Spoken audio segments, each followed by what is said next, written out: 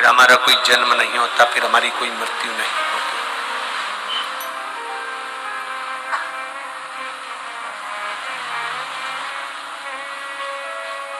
उस मृत्यु और जन्म के प्रपंच से जब हम छूट गए, जन्म और मृत्यु के प्रपंच से जब हम बाहर निकल गए, तो समझ लो कि फिर हमारा कोई जन्म है ही नहीं।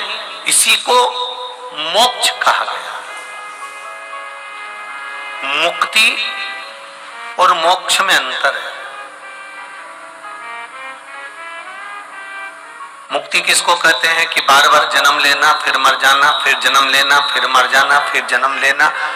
एक योनि से मुक्त हो गए, दूसरी योनि में पहुंच गए, दूसरी योनि में से मुक्त हुए, तीसरी योनि में पहुंच गए, तीसरी योनि से मुक्त हुए, चौथी योनि में पहुंच गए।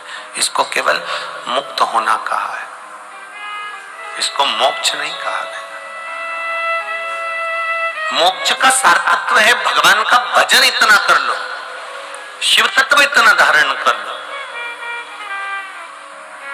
भगवान शंकर का इतना गुणगान कर लो, भगवान राम का इतना गुणगान कर लो, मेरे देवाधिदेव महादेव का इतना भजन कर लो, इतना कीर्तन कर लो, इतना मंत्र जाप कर लो, इतना नाम जाप कर लो, या परमार्थ का इतना कार्य कर दो। किसी भूखे को भोजन करा देना, किसी प्यासे को पानी पिला देना, किसी को मेडिकल की जरूरत है, औषधि की जरूरत है, उसको औषधि दिला देना, कोई गरीब कन्या है उसका मंगल विवाह करा देना, या कोई अन्य कोई कार्य है किसी के लिए, तो उसको वो फल प्रदान करना।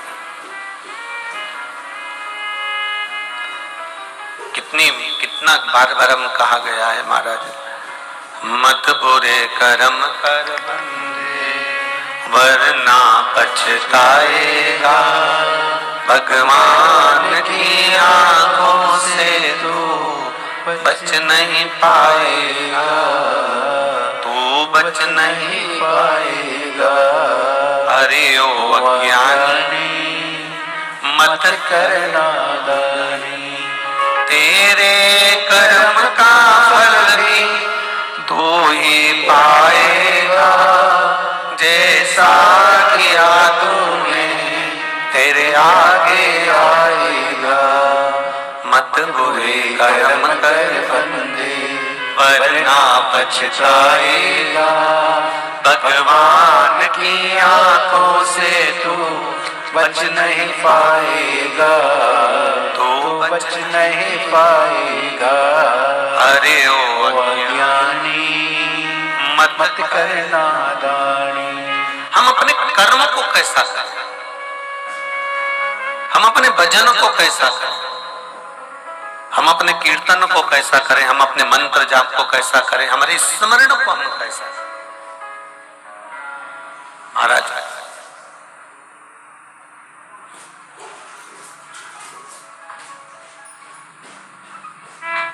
अगर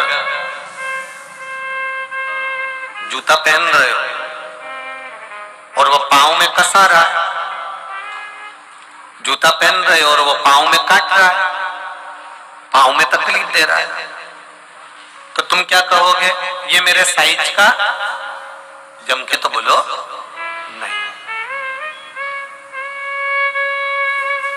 कोई स्वेटर पहन रहे हो,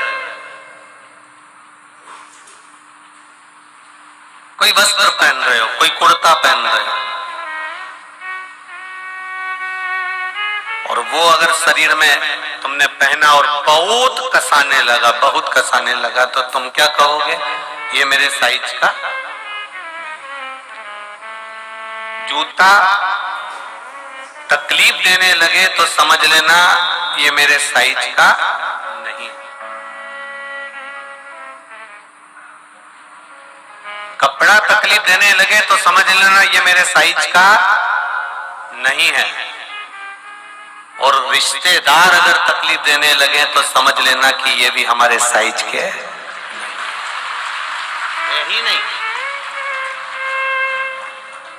अगर वो तकलीफ दे रहे हैं आपको, वो कष्ट दे रहे हैं आपको, वो अगर आपको तकलीफ दे रहा है, वो आपको कष्ट दे रहा है, वो आपको तकलीफ प्रदान कर रहा है, वो आपको कष्ट दे रहा है, तो समझ लेना ये आपके साइज के नहीं। अहंकार की मत्ता में, अभिमान की मत्ता में ये बहुत ऊंचे उठ गए। अहम की अभिमत्ता में ये बहुत ऊंचे उठ गए,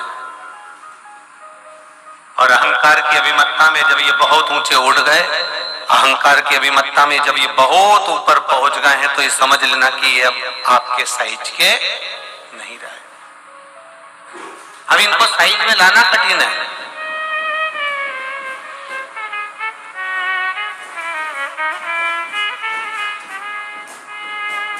आहूक और आहूका जिसकी कथा कल चल रही थी,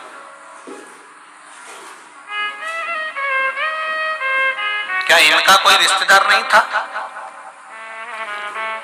क्या इनका कोई नातेदार या इनका कोई संबंधी या इनका कोई पहचान वाला नहीं था? आहूक और आहूका थे, इनके भी अपने थे, इनके भी रिश्तेदार थे, इनके भी कुटुंबी वाले थे, इनके भी परिवार वाले थे। पर बात केवल इतनी थी कि ये सारा घर का काम करने के बाद में, परिवार का पूरा काम करने के बाद में, भोजन आदि सारी व्यवस्था करने के बाद में ये दोनों भगवान शंकर की भक्ति में लग जाते थे, भगवान शिव के स्मरण में लग जाते थे, भगवान शिव के आनंदमय स्वरूप में लग जाते थे। जब आप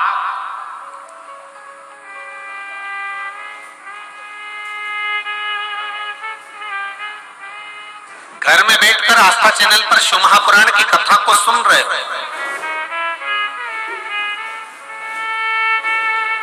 इतने में कोई आ गया तुम्हारा पहचान वाला, तुम्हारा मामा आ गया, तुम्हारी मौसी आ गई, तुम्हारे जीजा जीजी आ गए, तुम्हारे काका जी आ गए, कोई भाई आ गया, कोई बहन आ गई, कोई आ गया,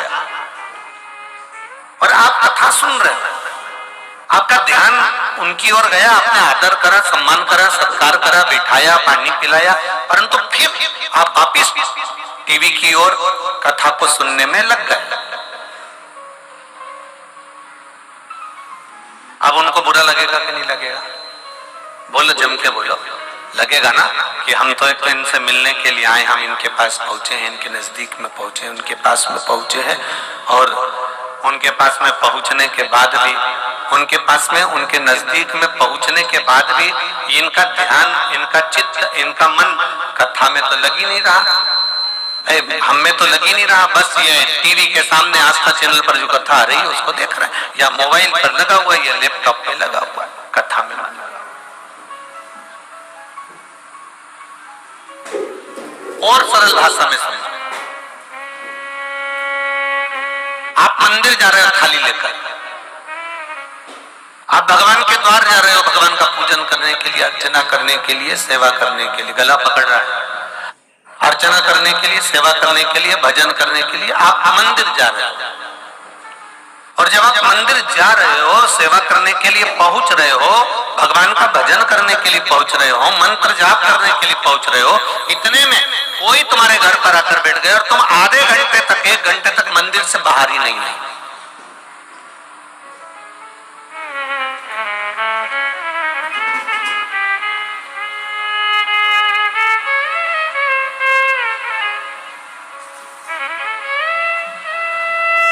अब जो आया हुआ है उसको बड़ा बुरा लगेगा, अब जो पहुंचा हुआ है उसको वो ठीक नहीं लगेगा कि बताओ, मैं तो इसके आकर बैठा हूं और ये मंदिर में लगा हुआ है, शिव जी के अभिषेक में लगा हुआ है, अर्चना में लगा हुआ है, पूजन में लगा हुआ है। आहू और आहू का दोनों भील और भिलनी के यहाँ पर भी सारे रिश्तेदार थे, संबंधी थे, पहचान वाले थे। थोड़ी दूर पर गांव था, गांव में इनके पहचान वाले रहते थे, पर कोई इनसे संबंध नहीं रखता था। कारण केवल इतना सा था कि ये जितना समय बचता था उतना समय ना तो निंदा में लगाते थे, ना चुगली में लगाते थे, ना बुरे कर्म में लगाते थे, ना इधर उधर बैठने में लगाते थे। अगर ये समय लगाते थे तो भगवान शंकर की भक्ति में लगाते थे, उनके स्मरण में लगाते थे। इनका बाकी का जो समय था वो उसमें लगता था।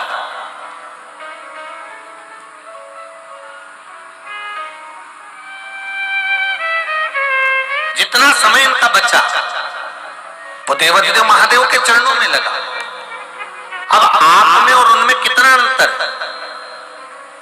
कई लोग कहते हैं भगवान शंकर हमारे यहाँ नहीं आते, कोई कहता है भगवान देवाधिदेव हमारे यहाँ नहीं पहुंचते, कोई कहता है भगवान देवाधिदेव महादेव हमारे नहीं हो पाते, शंकर जी हमारी बात नहीं सुन रहे, राम जी हमारी बात नहीं सुन रहे, कृष्ण जी हमारी बात नहीं सुन रहा है? कौन कहता है भगवान बात नहीं सुनता?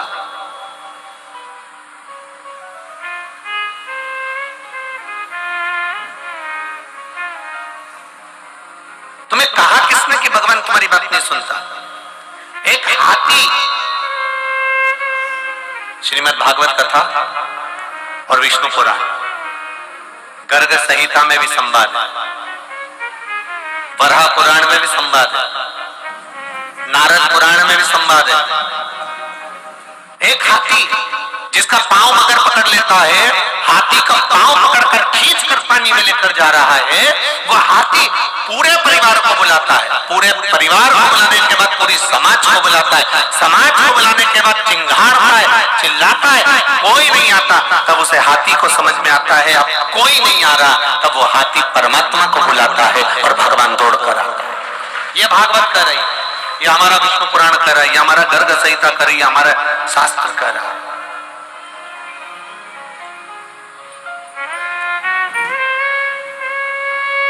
लोग कहते हैं भगवान हमारी बात नहीं सुनता। शिव पुराण कहती है चींटी के पांव में नुपुर बांध दो। शिव पुराण कहती है वो नुपुर की भी आवाज मेरा महादेव सुनता है, तो तुम्हारी क्यों नहीं सुनता? जरा विचार तो करिए। सुनता है, हर पल श्रवण करता, हर घड़ी। ये मोबाइल तो अब हो गए, फोन तो अब चालू हो गए। इसके पहले मोबाइल और फोन थे क्या? इससे पहले जरा निकालो तो सही, जरा पहले से ना फोन था ना मोबाइल था। बेटी रहती थी बड़ौदा में, माँ रहती थी हालोल में। ईमानदारी से बोलना रही जी, बेटी बड़ौदा है, माँ हालोल में। जब माँ को याद आती थी बेटी की, उधर बेटी भी माँ को याद करती थी। ना फोन था ना मोबाइल था, ये दिल का कनेक्शन था, ये दिल का संबंध था, ये दिल का कनेक्शन था, ये इस तरह का कनेक्शन था।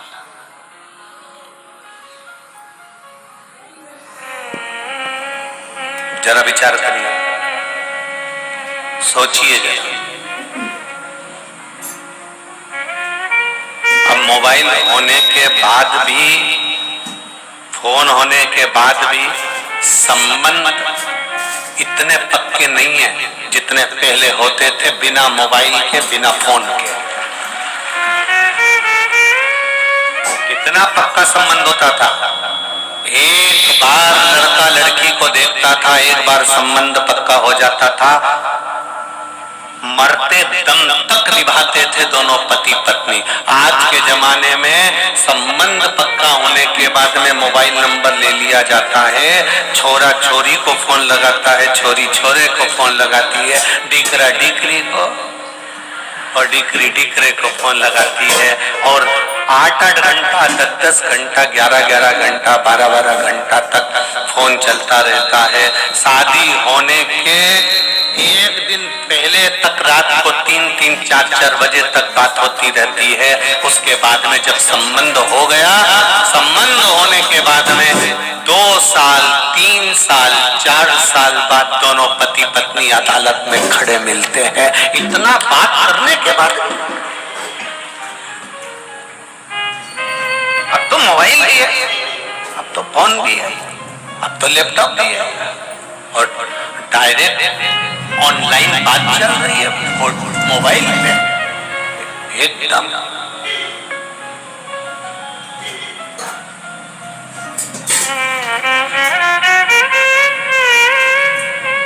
और जरा सा ऑनलाइन बात चल रही है और जरा सा तुम नहीं दिखते तो क्या बोलता है फोन पे? कहाँ हो? दिख तो है ही नहीं रहे हो। फिर पानी पीने चले गया था, फिर आके बैठ गए, फिर गायब हो गया। कहाँ हो? नेटवर्क चले गए। अब ना दिखने का कारण एक है, पानी पीने चले गया था इसलिए नहीं दिख रहा था, रोटी खाने चले गया था इसलिए नहीं दिख रहा था, या नेटवर्क चले गया था इसलिए नहीं दिख रहा था।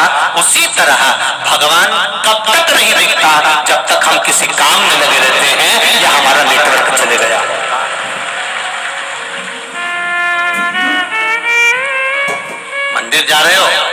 रोज शिव जी को जल चढ़ा रहे हो, रोज भगवान शंकर का गुणगान कर रहे हो, शिव महापुराण की कथा को बैठकर पंडाल में श्रवण कर रहे हो, टीवी पर श्रवण कर रहे हो, मोबाइल पर श्रवण कर रहे हो, पर कभी कभी कथा सुनते सुनते भी नेटवर्क चले जाता है। तुम देख लो तुम्हारे अड़ोस पड़ोस में जो बैठी हो, थोड़ी थोड़ी देर में इनका नेटवर्क गायब हो जाता है। बैठी है, मोबाइल चालू है, भगवान भी कहता है कहां है? भोलेनाथ जी भी कह रहे हैं बैठी तो है पर दिख नहीं रही। कभी कभी ऐसा होता है कि फोन चालू रहता है और धुंधला धुंधला दिखने लगता है। पार्वती और शंकर जी का संवाद कहता है बैठे थे अमरनाथ की गुफा में, और अमरनाथ की गुफा में थोड़ी देर तक पार्वती जी का नेटवर्क मिलता रहा। पार्वती जी कथा सुनती रही, उसके बाद धीरे धीरे धीरे धीरे पार्वती जी सो गई। नेटवर्क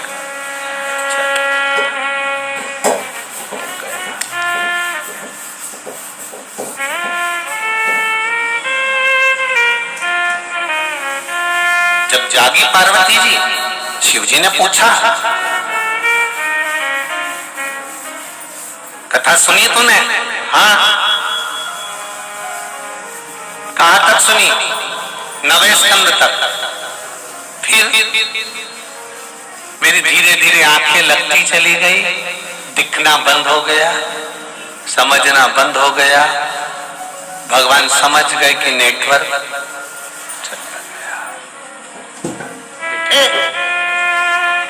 कभी कभी ऐसा हो जाता है। तुम बैठे कथा में हो, बैठे आस्था चैनल के सामने हो, बैठे फेसबुक यूट्यूब के सामने हो, कथा सुनना है तुमने, मन बनाकर बैठी हो कि मुझे कथा सुनना है, अपने हाल में हो रही, अपने कंजरी में हो रही, पूरी कथा सुनूंगी।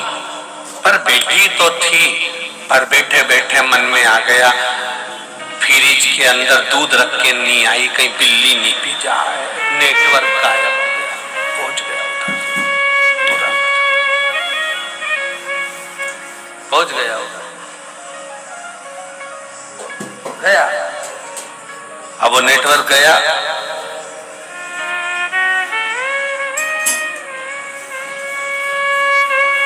फिर किसी ने कोनी मार के कहा क्या हुआ? कथा सुनने मन लगा है? हाँ मन तो लगा है, पर वो चाबी मेरी घर में रह गई है, ध्यान नहीं आ रहा, नेटवर्क गड़बड़ हो जाता है। अभी इससे पहले जो कथा थी परवणी की ना, परवणी थी ना, तो परवणी की कथा में कहा था पहले के समय में रेडियो रखते थे, कोई भी हो, उस रेडियो को 2-4 जगह ले जाकर देखते थे और उसकी सुई घुमा घुमा कर देखते थे। सिग्नल मिला, सिग्नल मिला, सिग्नल मिला, थोड़ी थोड़ी दूर पे देखते थे, वहां बैठ कर देख लिया सिग्नल मिल रहा है, खेत में देख लिया, बावड़ी में देख लिया सिग्नल मिल रहा है। कहीं कहीं तो वो घुन घुन करता रहता था और कहीं कहीं एकदम सिग्नल मिल जाता था। विविध भारती आपका स्वागत करती है। सिग्नल तुरंत,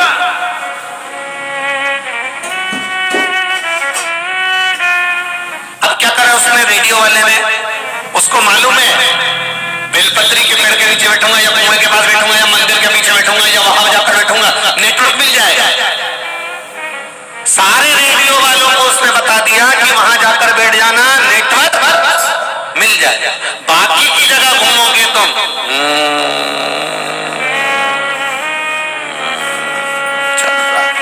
और किसी ने कहा वहां जाके बैठ जाओ, नेटवर्क। और जैसे वो वहां जाके बैठा, वैसे विविध भारती आपका स्वागत करती है। चित्रहार में आपका स्वागत है, कौन सा गाना पेश किया जाए, अब फरमाइश है, तुरंत नेटवर्क मिल गया, तुरंत। इसी तरह से कहीं पर भी घूम लो, वहां तक तो ठीक है, आवाज आती रहेगी, घूमते रहोगे, आवाज आती रहेगी। पर जैसे तुम महादेव की कथा में या शिव मंदिर में जाकर बैठो, महादेव से नेटवर्क मिल जाता है, शंकर से नेटवर्क मिल जाता है, राम मंदिर में जाकर बैठे राम जी से नेटवर्क मिल जाता है। सिग्नल मिलाने वाला चाहिए कि कहां जाकर मिलेगा, बस वहीं जाकर हमें बैठेगा, उसी स्थान पर बैठे, उस जगह पर बैठे।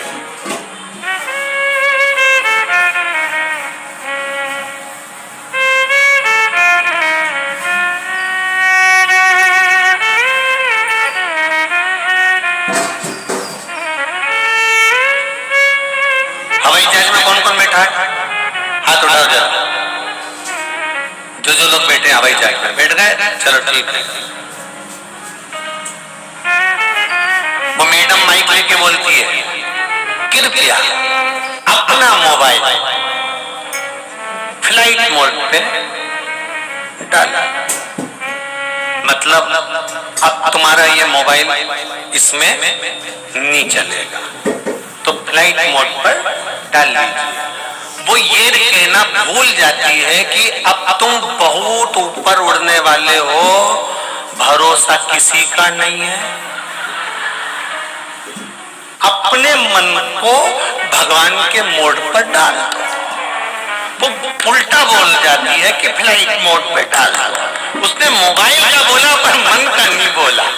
और एक बार अगर प्लेन थोड़ा सा यूं हुआ, फिर याद आया जय हनुमान ज्ञान गुण सागर, जय कपीस लोको जाकर, रामदूत तत्व बलधामा, अंजलि पुत्र पवन सुत रामा। मतलब इस मन को फ्लाइट मोड पर डालने की जगह अब भगवान के मोड पर डाल दिया। भगवान, इतने में उसने माइक पकड़कर बोल दिया, मौसम ठीक नहीं है। फिर तो अब कुछ नहीं, मम्मी की याद, अब मोड चेंज हो गया। बस इतना ही हमको करना है। जब ये मन, जब ये चित्त, जब ये वृत्ति, जब ये बुद्धि गलत जगह जाए, तो इसको ले जाकर भगवान के मोड पर ले जाकर छोड़ देना है। राम नाम, कृष्ण नाम, शिव नाम पर छोड़ देना है। भगवान के भजन पर ले जाकर छोड़ देना है। भगवान की भक्ति पर ले जाकर छोड़ देना है। अविरल भक्ति की ओर छोड़।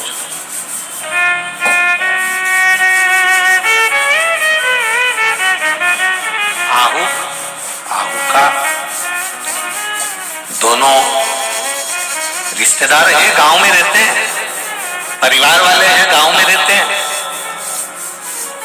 पर संबंध नहीं बन पा रहा। संबंध इसलिए नहीं बन पा रहा क्योंकि ये भजन करने वाले वो बिना भजन के, ये भील है तो वो भी भील है, ये भिलनी है तो वो भी भिलनी है। अंतर क्या भील भिलनी है? कभी कभी नेटवर्क नहीं मिल पाता। स्वयं शबरी अम्बा का चरित्र देखिए। शादी हो रही है शबरी की, मंडप सजाया गया है, दूल्हा आने वाला है।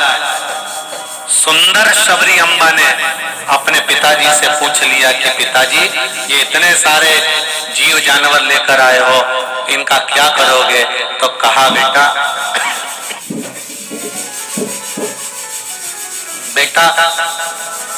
ये जीव जानवर जो आए हैं, इन जीव जानवर को तेरे बाराती जो आने वाले हैं, रिश्तेदार जो आने वाले हैं, उनको इनको मारकर खिलाया जाए।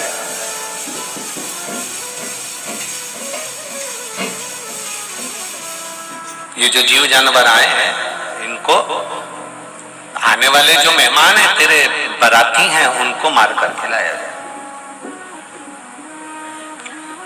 इतने जीवों की हत्या केवल एक मेरे विवाह के लिए, मेरी शादी के लिए। इतने जीवों की हत्या केवल मेरे विवाह के लिए, मेरी शादी के लिए, ठीक नहीं है। बस मंडप छोड़ा और विवाह का मंडप छोड़कर शबरी भागी। रुकी नहीं है, सीधे बन गए।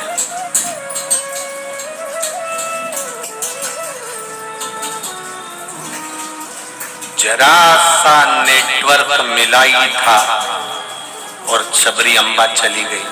अब इन जीवों की हत्या ना हो, इन जीवों को छोड़कर राम की भक्ति में मातंग बाबा के कहने पर ऐसी डूब गई कि आखिरी में राम जी को शबरी अम्बा के दरवाजे पर जाना ही पड़ा। इतनी डूब गई, इतनी।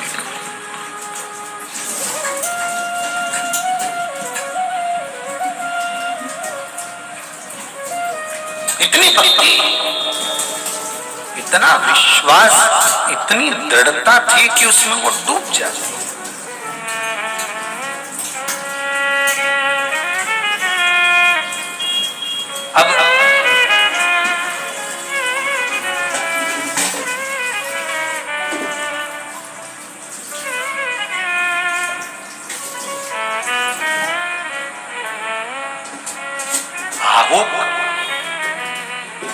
का दोनों प्रबल है, भजन का बल प्रबल है। पार्वती जी ने देवाधिदेव महादेव से कह दिया कि इनकी परीक्षा लेने जाओ, जाओ इनकी परीक्षा लेने के।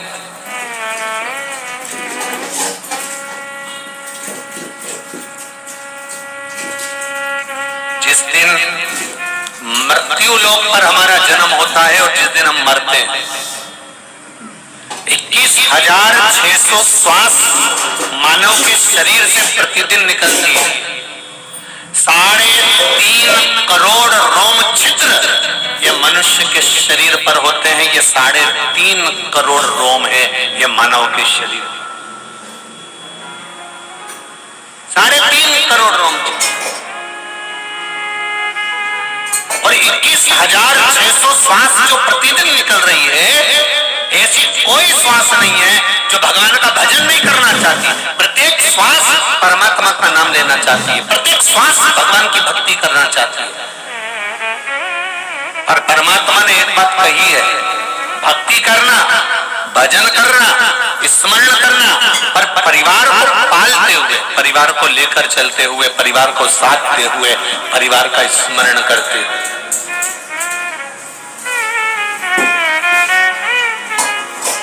अपने परिवार को संभालते हुए चलो।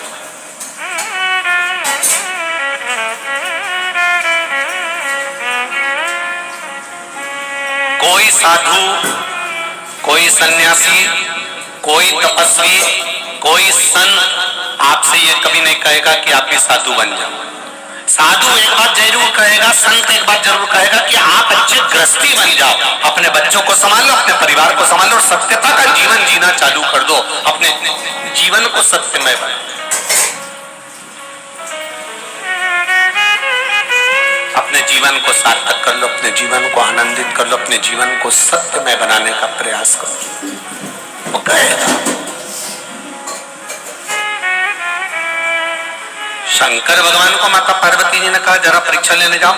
देवाधिदेव महादेव अतिथि बनकर भगवान देवाधिदेव महादेव चले, और जब भगवान शिव अतिथि बनकर चले और अतिथि बनकर जब पहुंचते हैं, यतिनाथ बनकर जब भगवान शंकर पहुंचते हैं, तब उस स्थान पर जहां पर आहुक और आहू का दोनों अंदर बैठे हुए थे, भवन के अंदर दोनों बैठकर भगवान शिव की भक्ति कर रहे थे। कुछ नहीं कर रहे थे, केवल शिव की चर्चा, शंकर का स्मरण।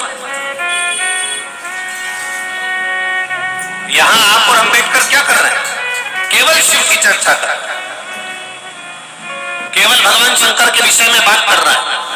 और जिसकी बात करी जाती है, जिसके विषय में बात करी जाती है, जिसके विषय में बात करते हैं, ये बात करते करते करते करते हम लोग जो आपस में भगवान शंकर का गुणगान करते हैं, ये महादेव तक वो बात पहुंच ही जाती है कि कोई बैठकर मुझे याद कर रहा है, कोई बैठकर मेरा भजन कर रहा है, कोई बैठकर मेरा गुणगान कर रहा है। ये उसके स्मरण में आ जाए।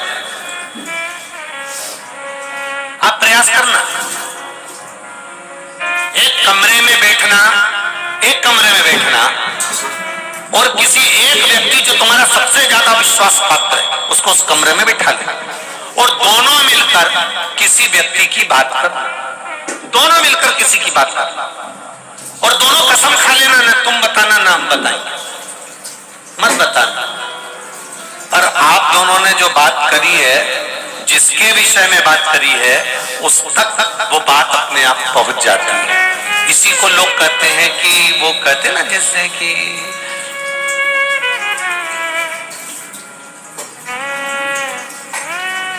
मकान,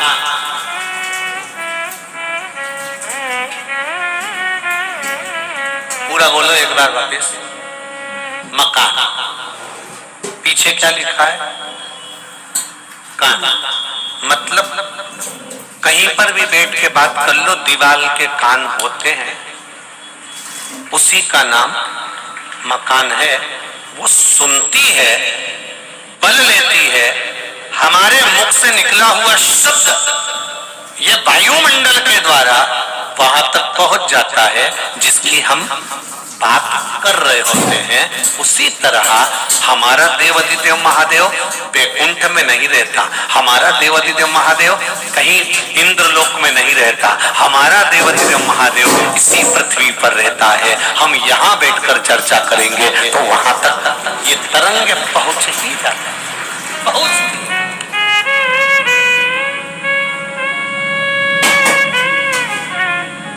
ये भी एक आराधना है, ये भी एक साधना, स्मरण, और वो भी भगवान का स्मरण।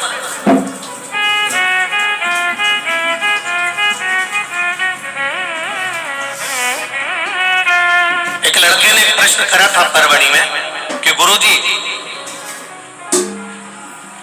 हम भगवान को याद करते हैं तो याद करने से क्या हमारा कल्याण हो जाता है? क्यों नहीं होता? इसका कोई प्रमाण है क्या कि आपने भगवान को याद कर और भगवान फल दे दिए? कोई सांसारिक प्रमाण बताइए। तो हमने कहा क्यों नहीं होता? आप भगवान को याद करोगे तो भगवान आपका कल्याण क्यों नहीं करेगा? कछुआ देखा है आप लोगों ने? बोलो, जम के बोलो जरा, देखा है? कछुए की जो धर्म पत्नी होती है कछुई, पानी में रहती है, अंडा देती है रेत के ऊपर। पानी में कछुई कभी अंडा नहीं देती, कछुई अंडा देती है तो रेत पर देती है। और एक बार अंडा देने के बाद में कछुई कभी उस अंडे के पास नहीं जाती, कभी नहीं जाएगी। एक बार अंडा देने के बाद में कछुई उस अंडे के पास में नहीं जाएगी, पानी में रहेगी, दूर रहेगी। बस कछुई उस अंडे को याद करती रहती है, पानी में स्मरण करती रहती है, और वो अंडा पक जाता है और उस अंडे में से बच्चा बाहर निकल जाता है, मात्र स्मरण करने से।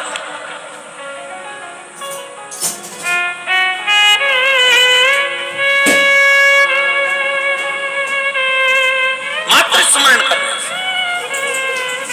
कितना विचित्र। यानी गर्भ में 9 महीना रखना पड़ता है तब जाकर बच्चा पक पाता है। 9 महीना रखना पड़ता है। 6 महीना का भी होगा तो पका नहीं है, 7 महीने का भी होगा तो श्रेष्ठ नहीं है, 8 महीने का भी होगा तो श्रेष्ठ नहीं है, 9 महीने का बच्चा होगा तो श्रेष्ठ माना जाएगा। बुद्धि भी है, विवेक भी है, सुंदर भी है, स्वरूप भी है, शरीर भी पूरा है, इसमें कुछ कमी नहीं है। पका है, पूरा पका, गर्भ के अंदर पका। क्या हम स्मरण करते हैं तो भगवान हमारे पर कृपा दृष्टि करता? क्यों नहीं करता? कछुई अंडा देने के बाद उसके पास में 8 महीना, 7 महीना, 6 महीना, 5 महीना, 4 महीना नहीं जाती, याद करती रहती है तो भी अंडा पक जाता है, तो भी अंडा पक जाता है। फिर गुरुजी आप कहते हो कि भगवान पर दृष्टि रखो, भगवान के चरणों पर दृष्टि रखो, तो क्या हम भगवान का दर्शन करते हैं, दृष्टि रखते हैं तो भी हमारा कल्याण हो जाता है? क्यों नहीं होता? क्यों नहीं होता? मछली अपना अंडा देती है पानी के अंदर।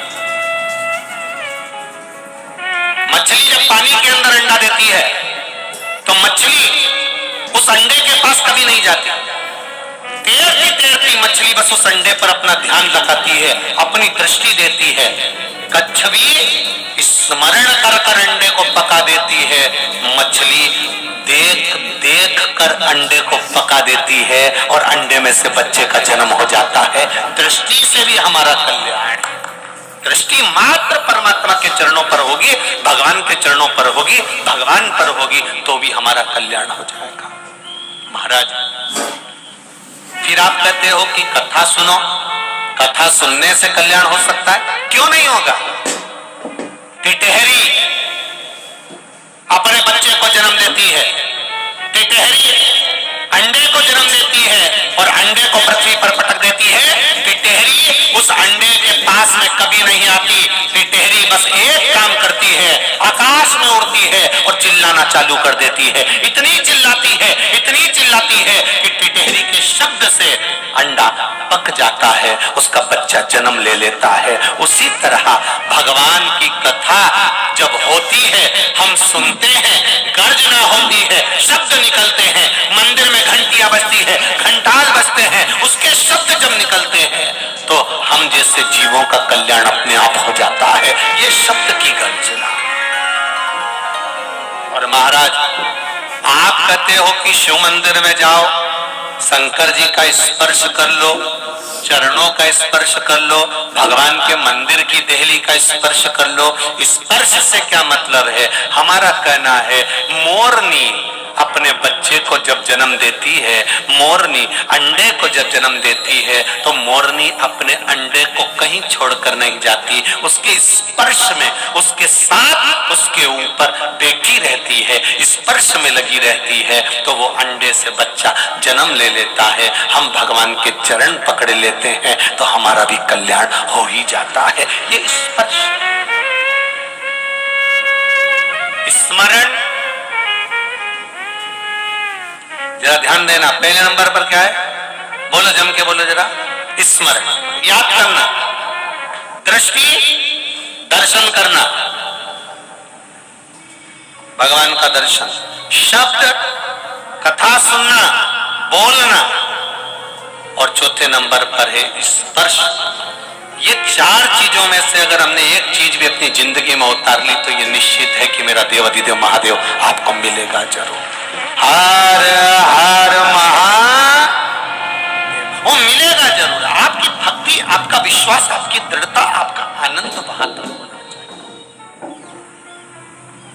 मैंने तेरे ही भरोसे, ओ बाबा तेरे ही भरोसे, हवा बिच उड़ते जाओगे बाबा, डोर हटो छठीला में कटी जाओगी। भोले मैं तेरी पतंग, शंभो मैं तेरी पतंग, हवा बिच उड़ते जाओगे बाबा, डोर हटो छठीला में कटी जाओगी। भोले मैं तेरी पतंग। आप स्मरण करिए, आप दृष्टि रख लीजिए, आप शब्द सुन लीजिए, आप स्पर्श कर लीजिए, उसमें हमारा कल्याण है। पहुंच गए देवाधिदेव महादेव यतिनाथ बनकर, अतिथि बनकर। इसलिए हमारे सनातन धर्म में कहा जाता है अतिथि देवो भव। इसलिए हमारे यहाँ कहा जाता है, आज भी हमारे यहाँ वल्लभ पुष्टि मार्ग में कहते हैं, अगर घर में कोई परम भगवती वैष्णव आ जाए तो समझ लो स्वयं ठाकुर जी आकर विराजमान हो गए। ये हमारा पुष्टि मार्ग कहता है, ये हमारा पुष्टि मार्ग कहता है।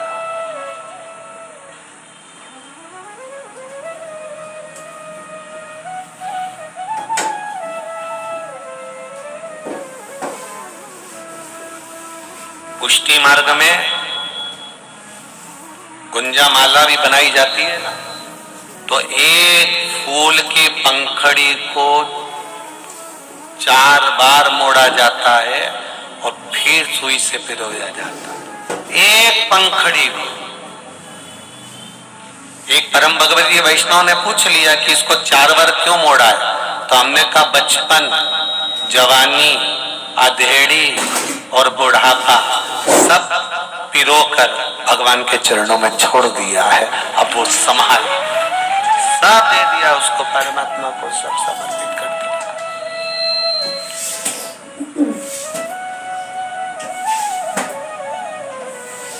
सब भगवान को दे दिया, अब बच्चा क्या?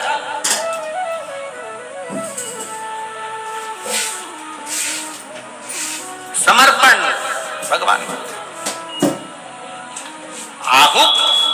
आहुका के परीक्षा लेने के लिए देवाधिदेव महादेव पहुंच रहे हैं।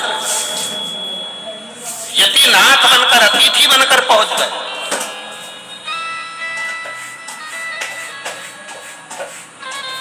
दरवाजा बजाया, अंदर कोई है, दरवाजा खोलिए।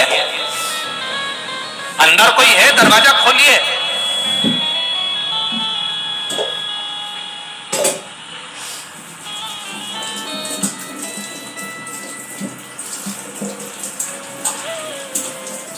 आहुकत ही, आहुक नहीं थे।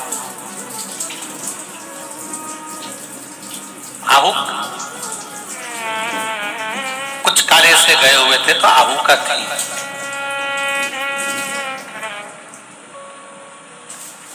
अमृत पीने वालों को क्या कहते हैं? देव। और विष पीने वालों को क्या कहते हैं? जम जम के बोलो जरा, महादेव। 33 कोटि देवता,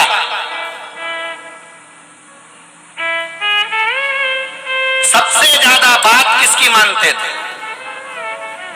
जम के बोलो, महादेव। एक सरल भाषा में समझना, पहली बार इस प्रसंग को लेकर आए। श्री राम शिव महापुराण की कथा ये कंजरी में चल रही है, पहली बार यह प्रसंग आया है तो ध्यान से सुनना जरा। अगर आपका कोई काम नहीं हो रहा है, बैंक का कोई काम नहीं हो रहा है, विद्युत विभाग का कोई काम नहीं हो रहा है, तुम्हारा नगर पालिका का कोई प्रशासन का कार्य नहीं हो रहा है, तो तुम क्या करते हो?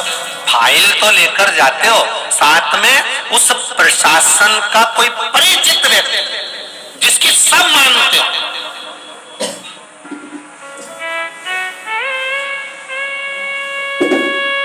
जिसकी सब सुनते हो। विधायक जी, आप हमारे साथ चलोगे क्या? हमारा ये कार्य है, आप कर लोगे क्या?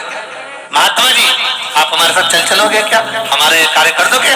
मतलब आप उसको लेकर गए हो जिसकी बात कभी ना कटे, कभी ना कटे। आप उसको साथ लेकर जाओ, आप उसको लेकर पहुंचो।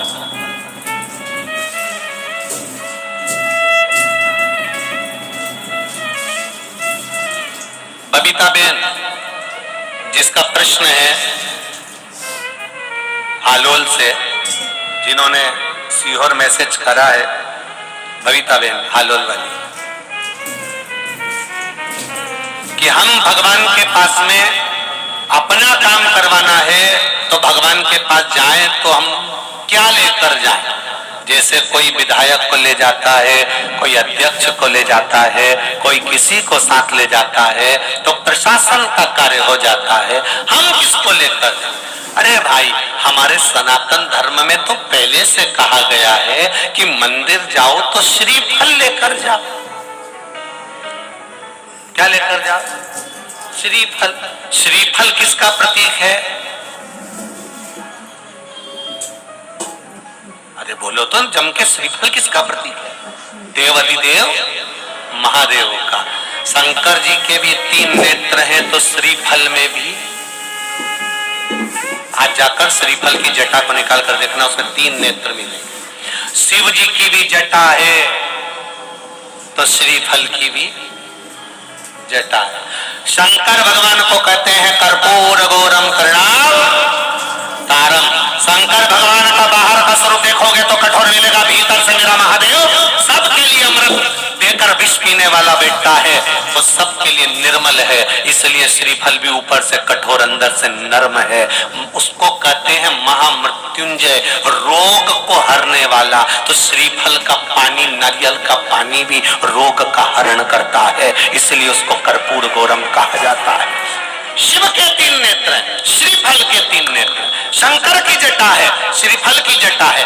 क्यों हनुमान मंदिर में, क्यों राम मंदिर में, क्यों शिव मंदिर में, क्यों सारे देवी देवता के मंदिर में, संपूर्ण देवता के मंदिर में, विवाह में, शादी में, उद्यापन में, मंडप में, आदि कादि, जन्म से लेकर मरता है, मुर्दे को भी लेकर जाते हैं तो शमशान में भी श्रीफल जाता है। उसका कारण केवल इतना सा है क्योंकि वो शंकर है, तुम्हारे जन्म से लेकर मरे तक तुम्हारा पीछा नहीं छोड़ता है, तुम्हारे साथ रहे।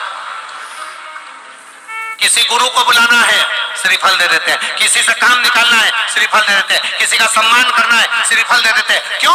क्योंकि शंकर जब उसके हाथ में पहुंचता है, शिव उसके करीब में पहुंचता है। शंकर जब उस मंदिर में पहुंचता है, हम राम जी के मंदिर पहुंचे, हनुमान जी के मंदिर पहुंचे, देवी जी के मंदिर पहुंचे, देवता के मंदिर पहुंचे, हम नारियल ले गए, श्रीफल ले गए।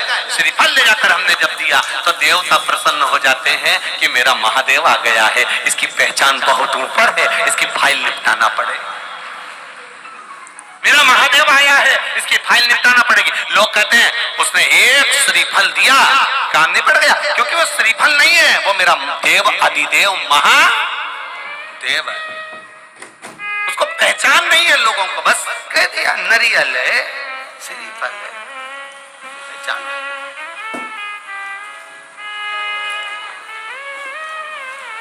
जानना महाराज।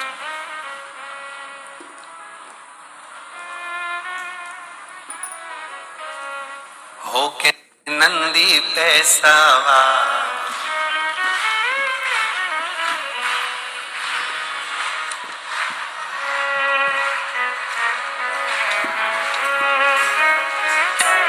सुन के भक्तों की पुकार, होके नंदी पे सवार, काशी नगरी से आए हैं मेरे भोलेनाथ। सुन के भक्तों की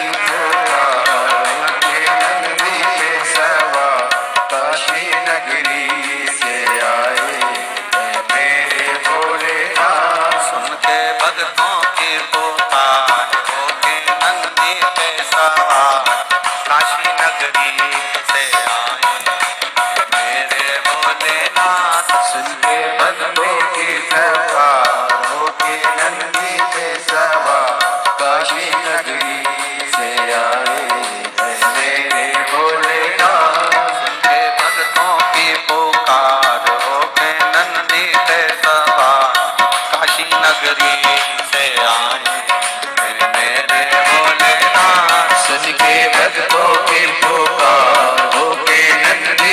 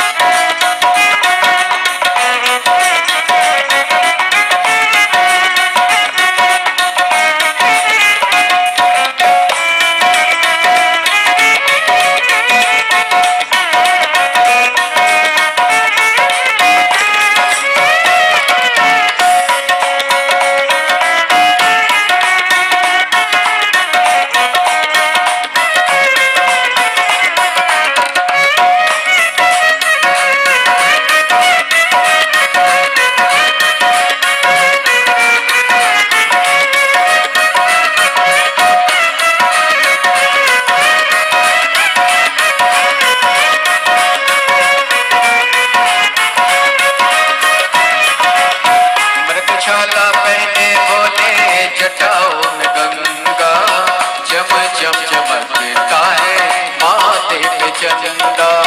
व्रतशाला पहने भोले जटाओं में गंगा, चम चम चमकता है माथे पे चंदा।